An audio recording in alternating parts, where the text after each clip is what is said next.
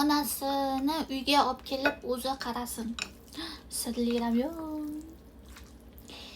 To'g'ri, o'zbeklar shunaqa deb o'ylashi mumkin. Biz shunaqa deb o'ylashimiz mumkin. Nimaga onasiga o'zi qaramaydi, nimaga boshqalar qaraydi deb. Onalari qariyalar yotadigan sentrda yotmaydilar. Qariyalar davolanadigan больницада yotibdilar, chunki ko'zlari umuman ko'rmaydi, quloqlari umuman yaxshi eshitmaydi va ovqat yeyolmaydilar.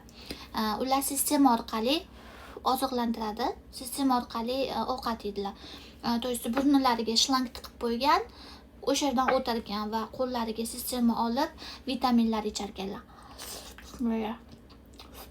Shuning uchun uyda umuman sharoit yo'q ularni qaragani bu bir. Ikkinchidan bizda yosh bola bor, itimiz bor, juda ham shovqin har kuni. Bu ikki. Ular 24 soat medsestrani nazorati ostida bo'lishlari kerak, chunki juda ham ahvollari yomon. Bu uch. Shuning uchun uyga jo'natishga ruxsat berishmaydi va qaynonam dushanbadan jumagacha ishlaydilar kompaniyada. Shuning uchun vaqtlari bo'lmaydi va uni o'ylaydilar, qaynonam nima qilaman onamni qiynab deydilar. 30 yildan beri onalari o'sha больницада yotadi, qariyalar yotadigan больницада.